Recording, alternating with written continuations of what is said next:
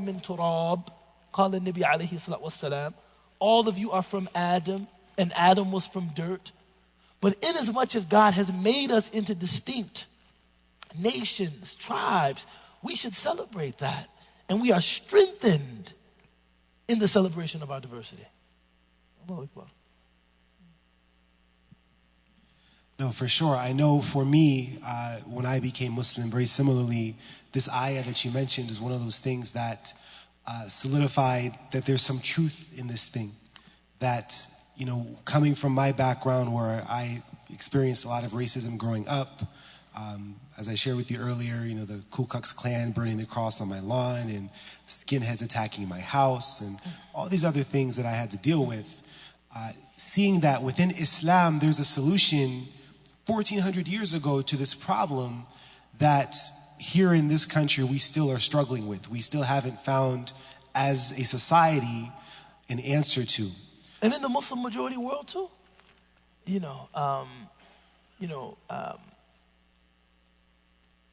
to say that it's race might be overstating the issue, because I think race is a social construct that is particular to America, and maybe Europe. But issues of colorism are still problems in the majority Muslim world.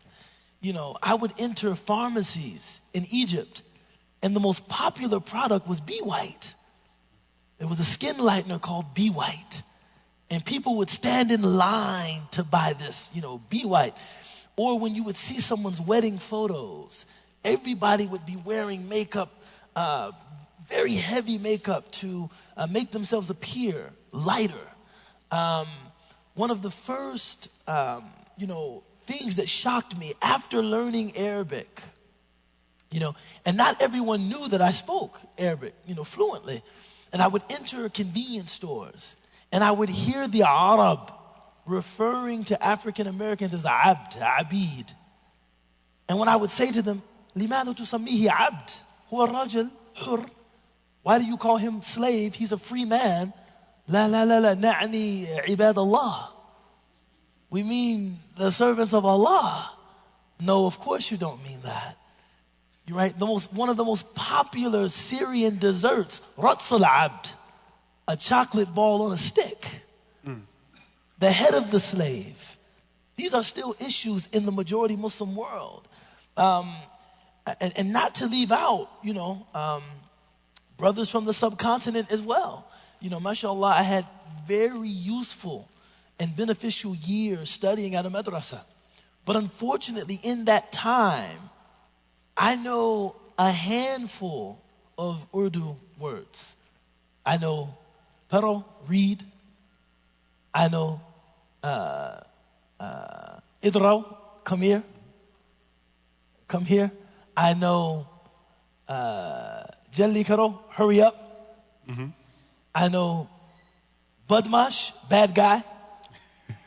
I know Khanjuz, stingy guy.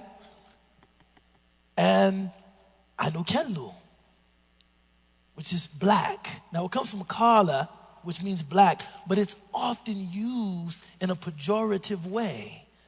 Those Kellus or this Kellu, right? This is an issue in our community broadly, right? Now I wouldn't say that those issues are with race, because many of the people that are referred to as Kellu, they are also Desi, right? But they're darker. These are issues of colorism and complexion. A lot of the Sudanese will tell you of treatment that they receive at the hands of other Arab. These are natiqun bil Arabiya. These are Arabs, but still they're treated in a particular way because of their complexions. So these are issues that our community struggles with broadly. There is a cure, but it involves turning inward. Usually when a person is doing this, there is some kind of insecurity that they're covering. That in designating something else as ugly or undesirable, they feel as though they're gaining some kind of esteem.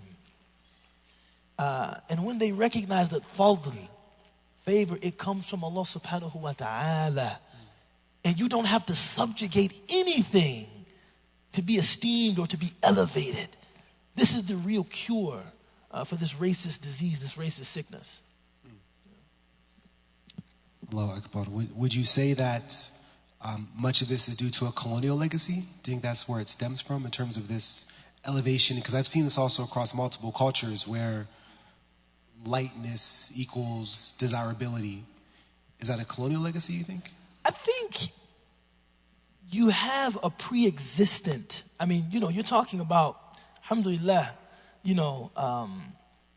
if you look at a lot of the literature, classical Muslim, classical Arabic literature, there was always issues of color and race.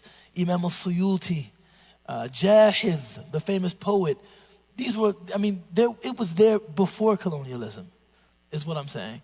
But I think the colonial presence certainly intensified the desire to be seen as white, to be raced as white.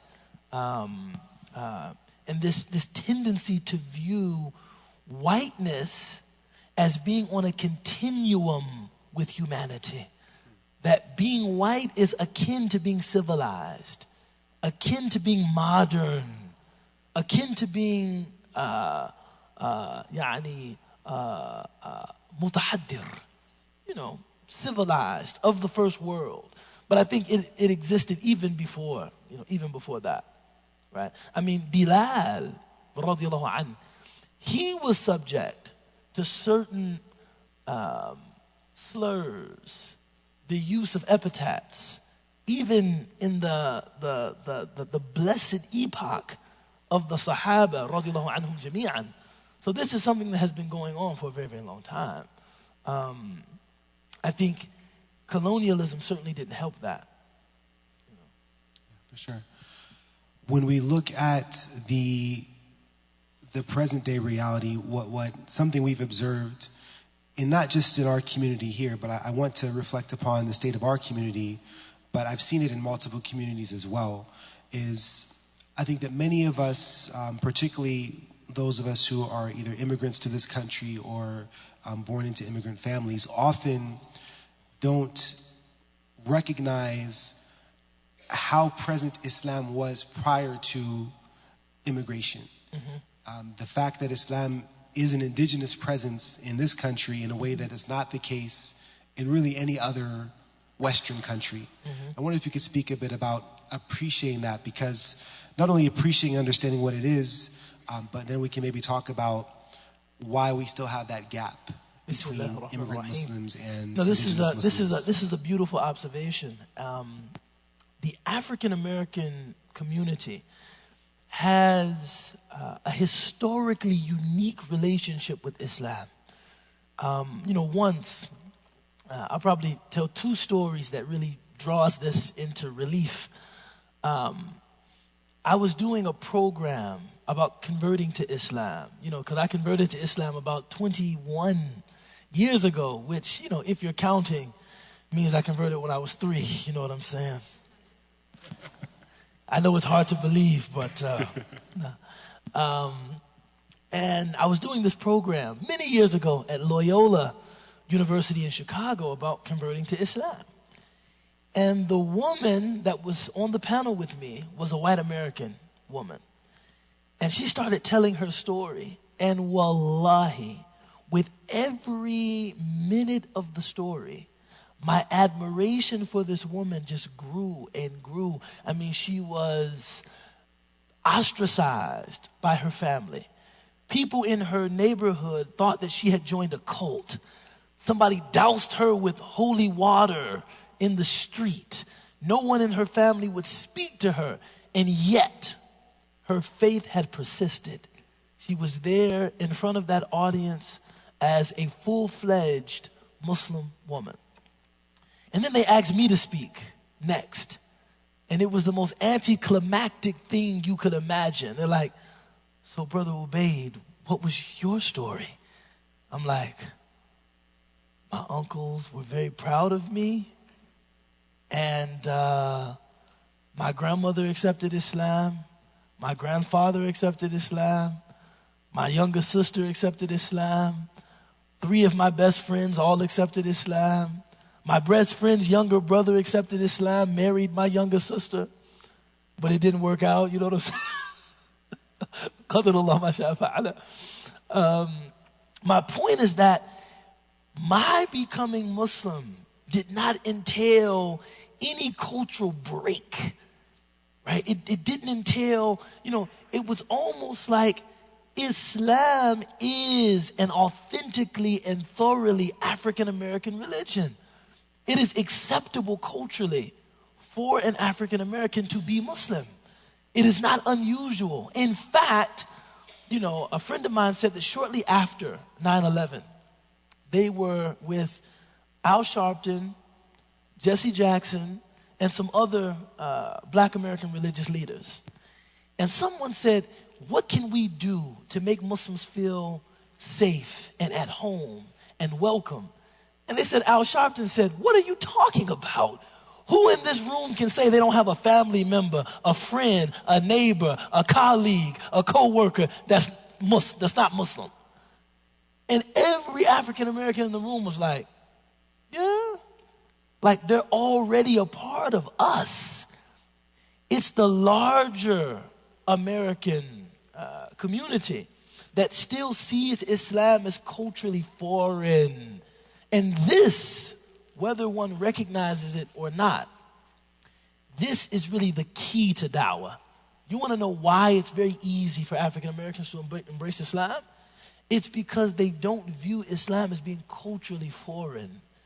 And a lot of that, in fact, the vast majority of that is the result of the work of the Nation of Islam. People whose aqeedah, of course, we would take issue with. And we shouldn't be apologetic about saying our aqeedah is our aqeedah. But in terms of the cultural relevance of Islam in Black communities, it's no doubt because of the work of that community. That people see a conversion to Islam as a true expression of being a Black man or a Black woman. That's a very, very special relationship. And we have yet to really invest that relationship. Even when we talk about Islamophobia, I guarantee you there is no Islamophobia in that community. There are certain segments of Columbus that you could travel to. Nobody will be afraid of you because you're a Muslim. In fact, people will esteem you because you are a Muslim. There are places that our women can go wearing hijab. Nobody is going to bother them. Nobody is going to accost them. No one is going to verbally abuse them. Everyone is going to respect them because they're wearing the hijab, because the brother is identified as a Muslim. There are places in Chicago that you could go, you would not have to say that your name is Mo or Sam. You could say Abdul Sami'. You could say Muhammad.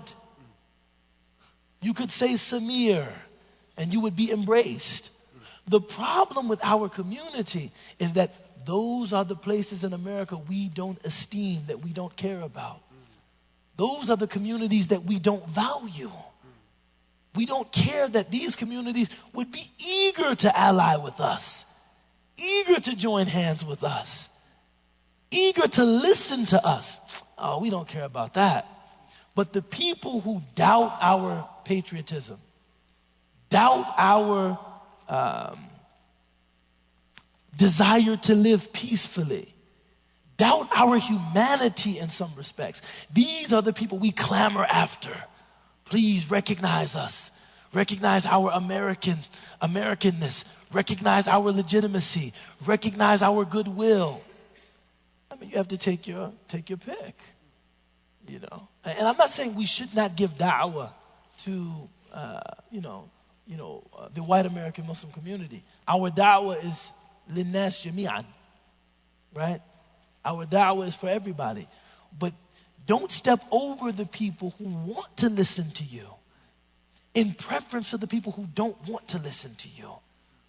That is perhaps, and we talked about this at Jum'ah, the lesson of Surah Abasa, Abasa wa Tawalla. Now, Abdullah ibn Maktoum, he was a person of low social standing, and he was blind. He was the kind of person that if he accepted Islam, it wouldn't have been a big deal in terms of the societal impact of his embrace of Islam. It wouldn't have been a big deal. But the Dawat of Quraysh, the leaders, people like, Mughira, people like Abi Jahl, people like Shayba, people like Utbah, these were people that were prominent. And if they accepted Islam, it would be a big deal. People like Abu Sufyan at that time, it would be a big deal if they accepted Islam. So naturally, the Prophet ﷺ gave more of his attention to them. And Abdullah is there saying to the Prophet ﷺ, Muhammad, they're not listening to you. But I want to listen. I want to hear what you have to say. Allahu Akbar. And the Prophet ﷺ, Abasa wa Tawalla, قال الله سبحانه وتعالى في كتاب العزيز, the Prophet frowned at Abdullah and he turned away. And then Allah said to the Prophet ﷺ, this is a tadhkirah. This message is a dhikr. It's a reminder. لِمَنْ شَاءَ أَنْ ذَكَرَ, for the person who wants to listen. And this might be, in the opinion of many mufassirun, one of the strongest itab, the strongest rebuke, the strongest reprimand of the Prophet ﷺ in the Quran. And his mistake is the mistake that we make every day. Stepping over the people who want to listen to us to people in your community are embracing Islam and, have been Muslims for many generations, but who cares about that? I want these people to see the light of Islam. So, I think we're making a terrible mistake. I think we're making a terrible mistake. Yeah, it's definitely reality. I think that we could all speak to that in terms of seeing that disconnect among our communities. So once we've identified that, so we know that's the reality, and we know that we have this gap, and in some cases, not even among the non-Muslim black community, but even between the indigenous African American Muslims who exist, who are Muslim today, many of them for generations, and the immigrant Muslims who are here, you find that there's a lack of cohesion, a lack of being cooperative with one another. And in some cases, you find that when a person from one group, again, we're all Muslims, alhamdulillah, but when a person from one group goes to another group's masjid, they don't necessarily feel welcome, right? And I know I've experienced this within my own family, hearing stories about it, talking to people about it, where, I'm a sister, I go into a masjid where everyone's a different ethnicity, and no one says salam. And it's just like I don't exist. Or I'm a brother and I go to a place where everyone's speaking a different language and no one has me on their radar as someone to welcome because I'm not from them. So how can we speak to that dynamic, that we're already Muslims, but that effort isn't made? There's a historical component to it, and then I think there's an interpersonal component to it. Historically, you have to understand that when the immigration bar that restricted immigration to the United States to countries in Western and Eastern Europe was lifted, this was like in the early 1960s, actually. And it was a lot of that was the result of the work done by civil rights activists. So the reason that many Muslims from the majority Muslim world were able to come into America was the result of work that was done by black civil rights activists. But those Muslims coming into the U.S., were very different than the Muslims that, say, migrated to the United Kingdom. So if you go to the UK, and this was, like for me, when a person says immigrant Muslim, I almost exclusively think about professionals, entrepreneurs. It's a and this is something we should be proud of. It's an upwardly mobile community. It's a very middle-class community. Jazakallah khair, mashallah. You're going to distract me, man. Have a guy that's cute, man. Bring me some water, mashallah. It's an upwardly mobile community. When you say immigrant Muslims, say in the United Kingdom, you're mostly talking about a working class community that also has, upwardly mobile segments, but it's a different kind of Muslim community. The UK engaged in humanitarian immigration, allowing members of the former or current British Commonwealth to come into the UK. America would only accept people that brought specific kinds of skills. That meant that already the Muslim community entering and the Muslim community present are two different communities economically. Socioeconomically, we have one community that's primed to be a middle-class community, one community that is a working-class community. So, and in America, nothing determines your day-to-day like your social class.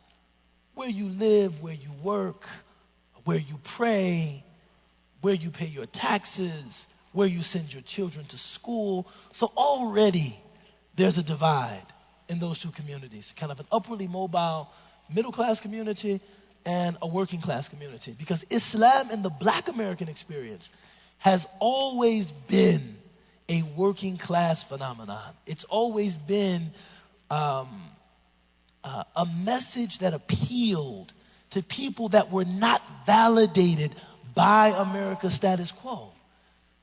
If you are a person who is not winning, and I'm using that word in conscience, winning, according to the status quo of America, you begin to look for radical alternatives.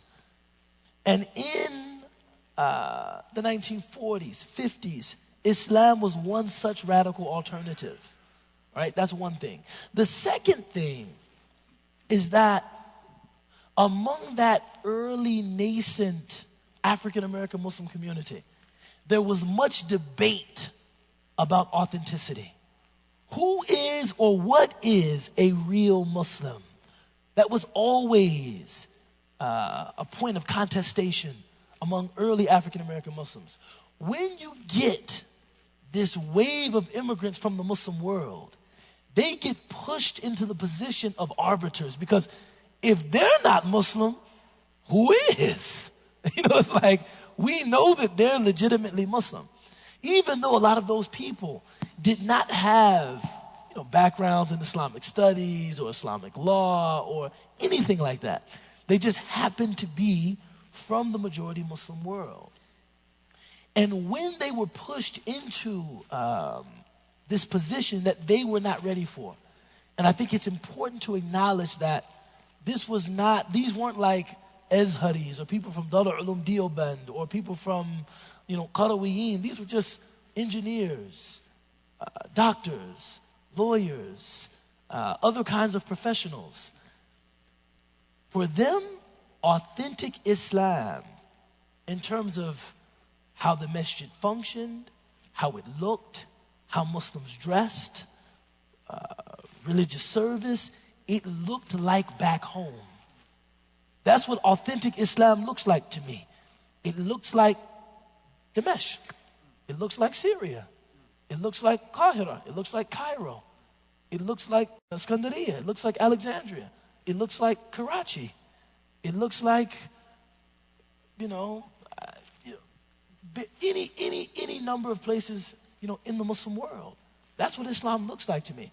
So when they saw African Americans practicing in Islam that did not look like that, they almost naturally invalidated that indigenous practice of Islam. That's not authentic. That's not deen, because it's not the deen that I know. And I think that in doing that, they unintentionally hurt many African American Muslims. There are historical wounds there.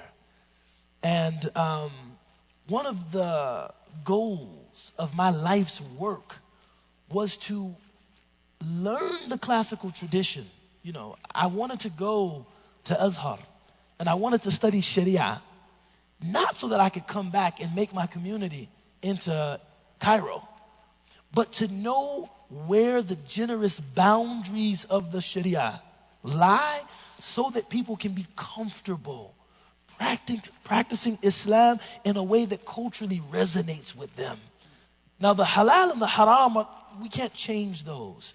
A person can't do something haram and say, it's a black thing, you know what I'm saying? You know, you'd understand it if you were black. No. If it's haram, it's haram. If something is wajib, it's wajib. But if it is an area in which there's some cultural flexibility, we should be as willing to allow African American Muslims to express themselves culturally as we allow other Muslims to express themselves culturally. And then some of the things that people harp on about our community, I find it very strange. So for instance, and by the way, some of this, Abdul Rahman, is autobiographical, right? I became Muslim, and initially, I was exposed to Islam through the community of Wafdin Muhammad, Allah yarhamu. And I would go to Jum'ah there, and let me tell you, khutbahs in that community were not like khutbahs in this community. You know, that khutbah, it encouraged the sunnah, because if you started the khutbah clean shaven, by the time it was over, you would have a beard. You know, the khutbah was like 2 hours. You would be sitting there like, subhanallah. You know, forget praying asr after the khutbah. You pray maghrib after the khutbah.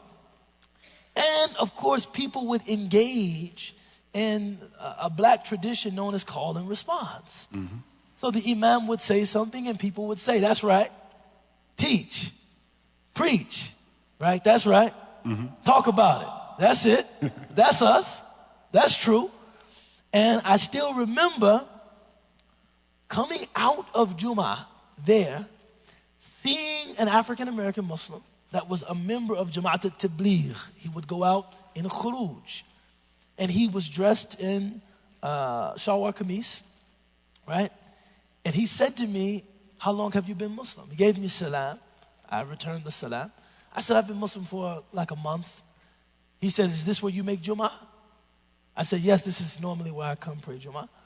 He said, those people in there, they don't know anything about Islam. Now, mind you, I'm a convert to Islam. I'm young. I'm like, they don't?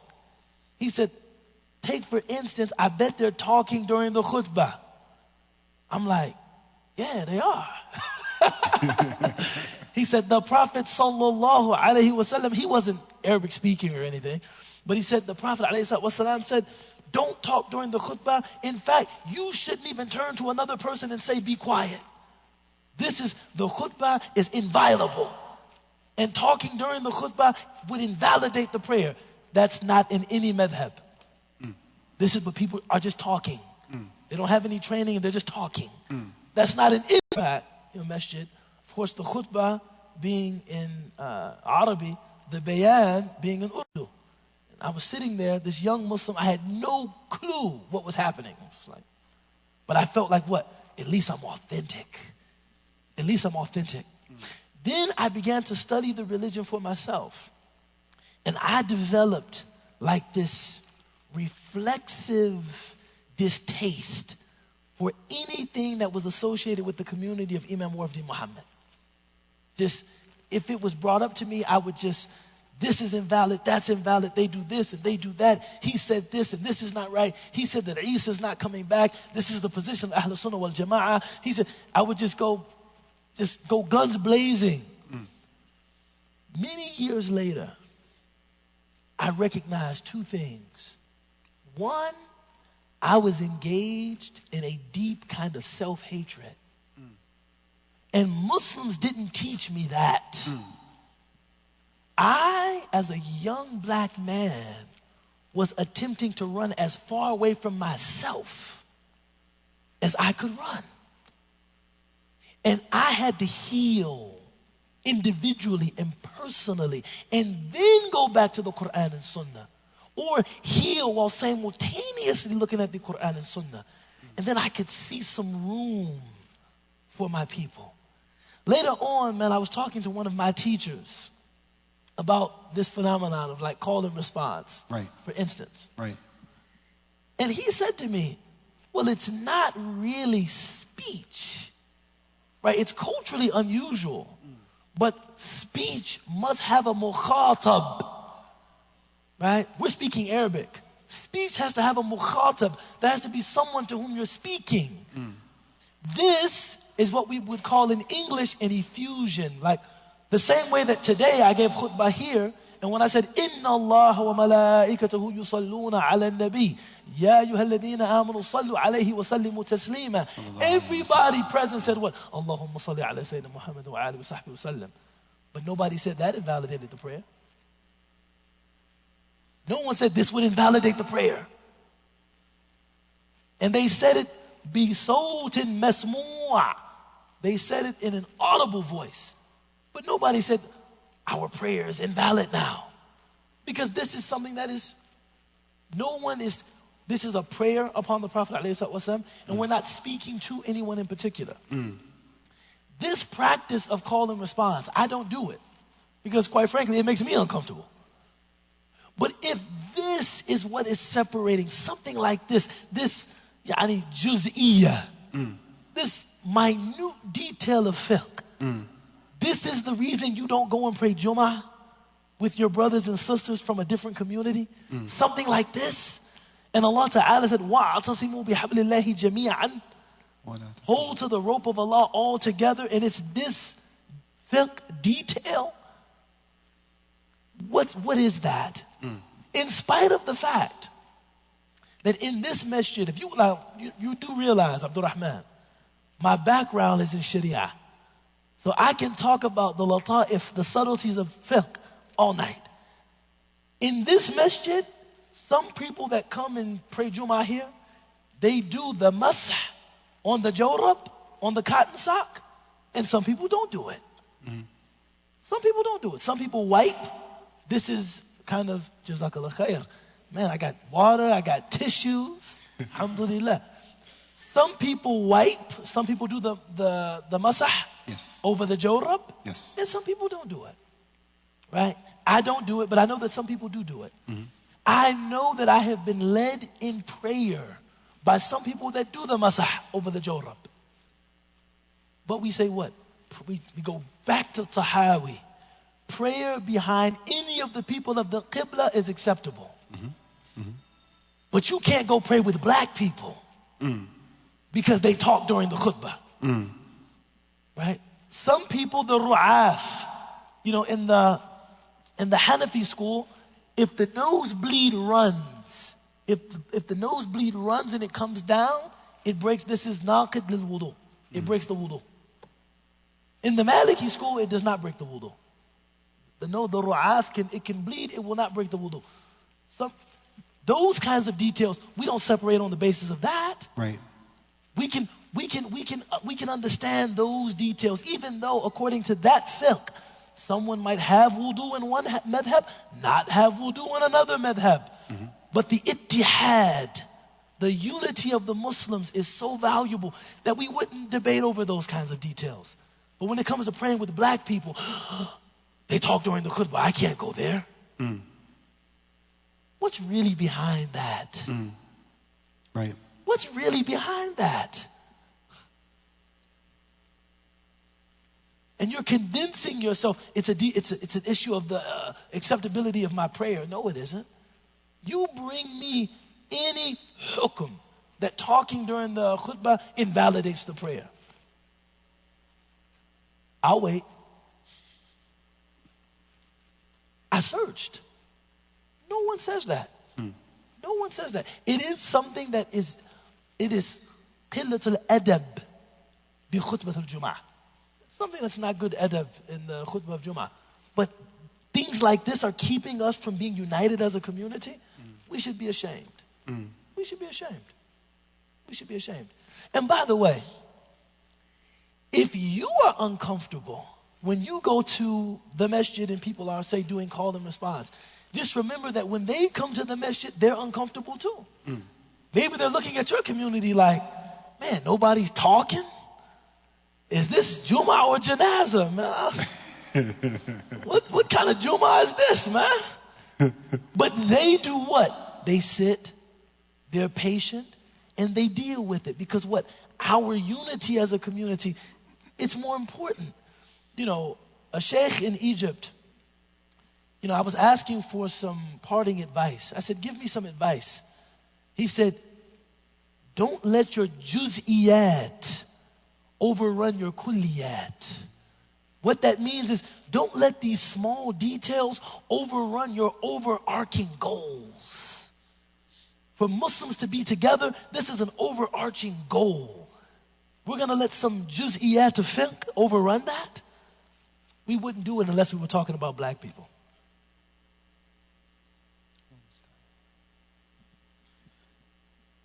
It's a lot to take in. We could stop right there and just digest that, mashallah. Man, I like that you touched on, and I think we could dive a little bit deeper into the aspect of where culture starts, where culture stops and religion starts. Alhamdulillah, there were a couple weeks ago at a different masjid, there's a brother, let me see if he's here. He's not here, mashallah. There's a brother that became Muslim, alhamdulillah, that day. He took shahada with us. And when he came, this is a white brother. And he had a very beautiful, like, Bengali style shirt. And, looked very nice, mashallah. And first he introduced himself as Richard.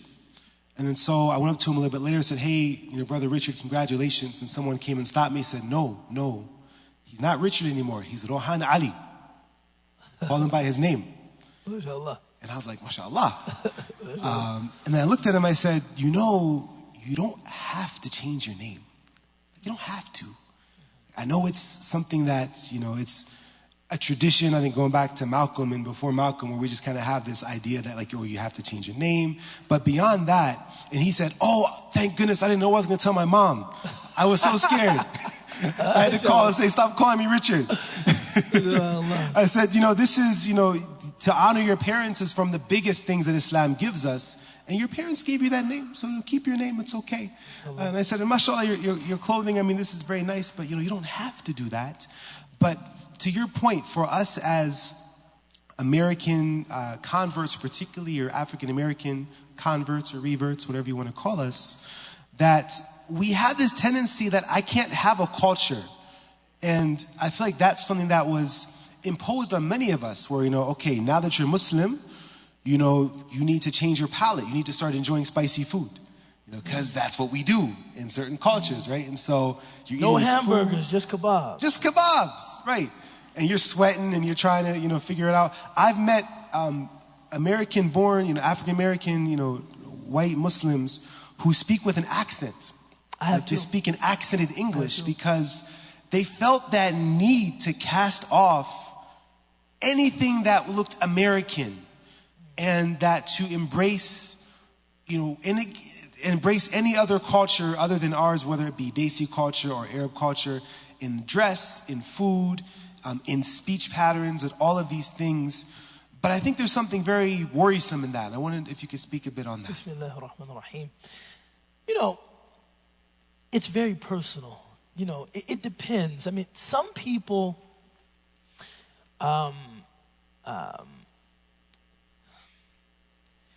they want their Islam to symbolize a radical departure.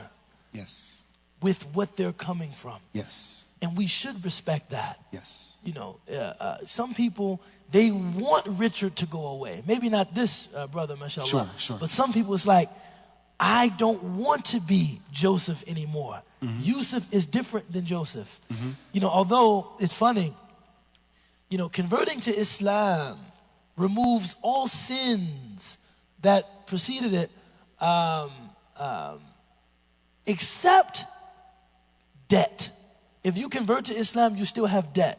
And there was once a brother who didn't know that. And somebody came to him and said, yo, Mike, can I get paid? My brother, Michael owed you money. Mikael owes you nothing. Mikael owes you nothing. It's like, no, Mikael still carries Michael's debt. But some people want a radical departure with the past. And we have to respect that. Other people are not looking for a departure from the past that is that radical. They actually like some of the culture that they grew up with. They actually take great comfort in certain kinds of familial celebrations. They take great comfort in certain kinds of food, certain kinds of dress. They take great comfort in certain forms of assembly, certain forms of art. They take great comfort in those things. And we should not see it as an Islamic imperative to like break their connection to those things.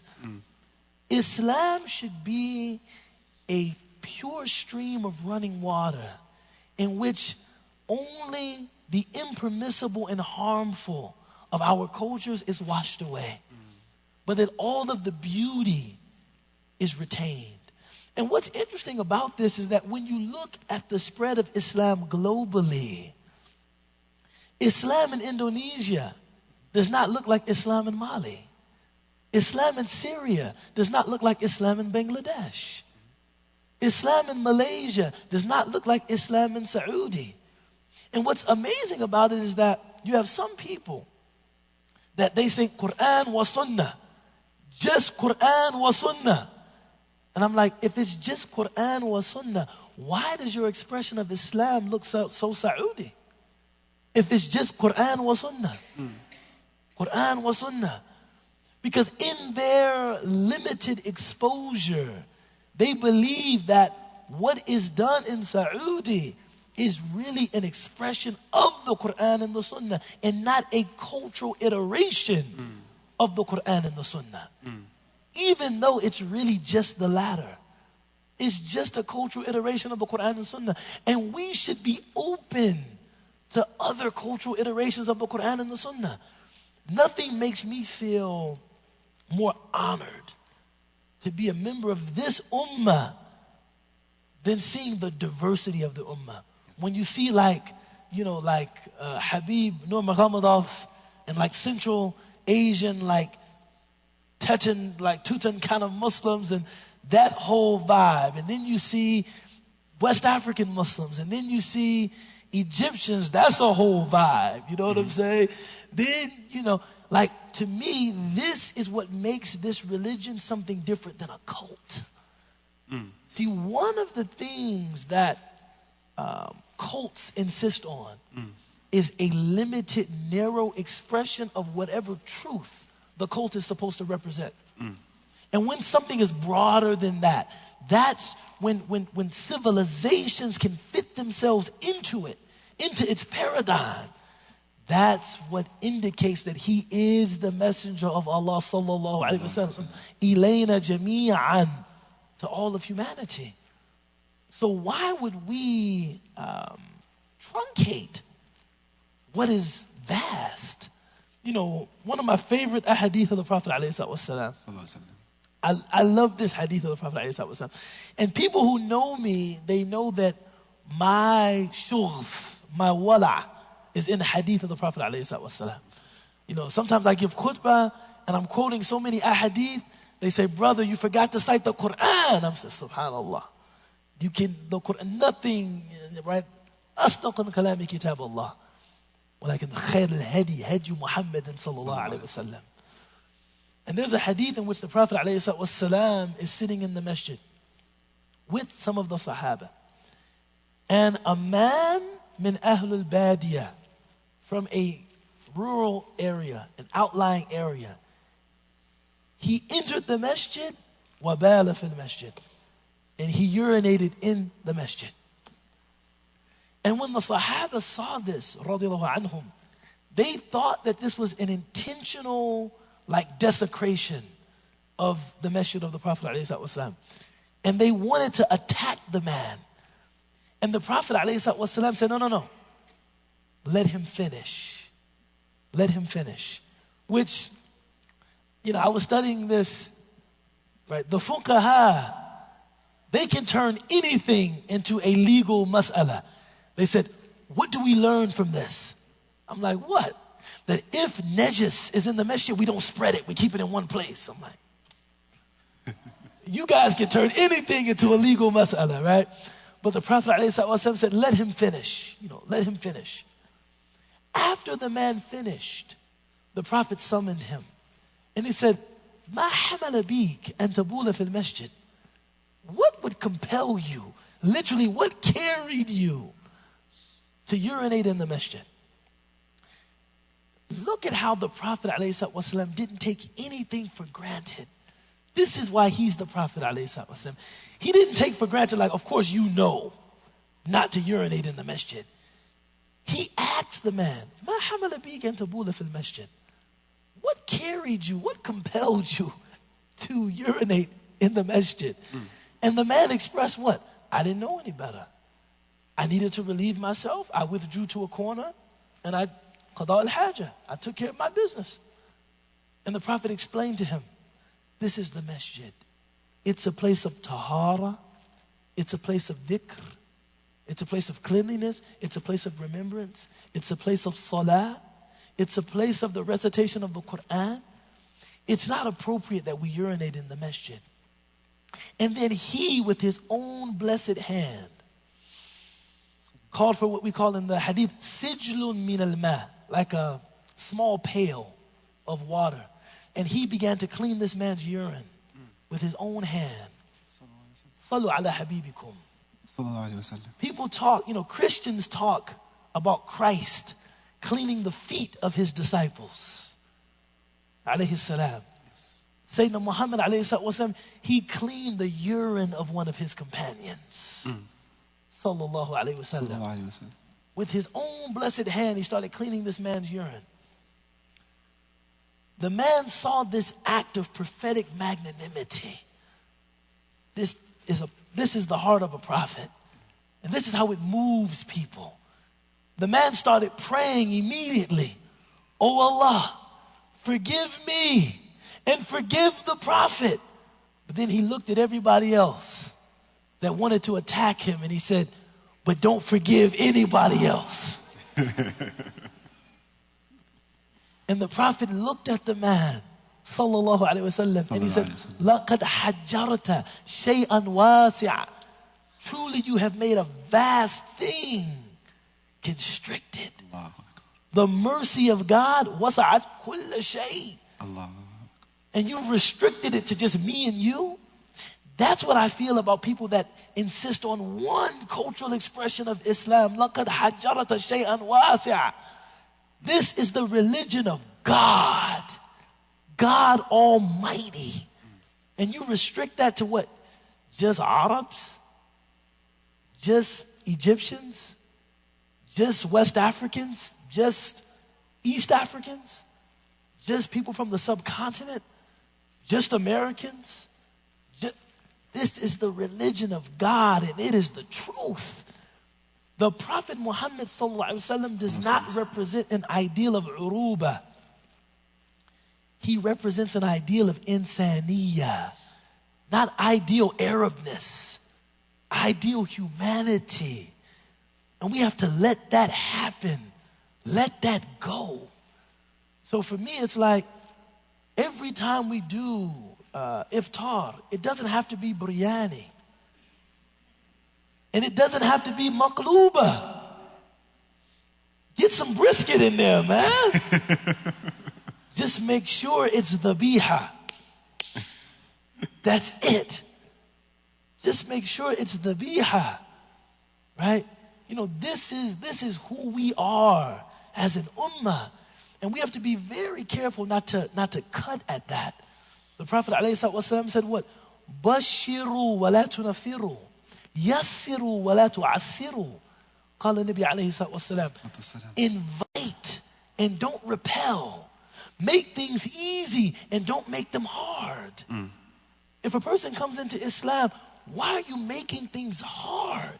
You have to change your name. And then we give them the most difficult name. It's not like Ali. It's like Abdul Dhil Jalali wal Ikram. This is what was your name? Sam. Your name is not Sam. It's Abdul Dhil Jalali wal Ikram. خلاص كده. حذيفة. خلاص يعني. I can't even pronounce that. It's okay يعني. It's okay يعني. I can pronounce it. Alhamdulillah. بشروا ولا تنفروا. يسروا ولا تعسروا. Things don't have to be like this. And then the last thing I'll say about this. Conversion to Islam. It's very important.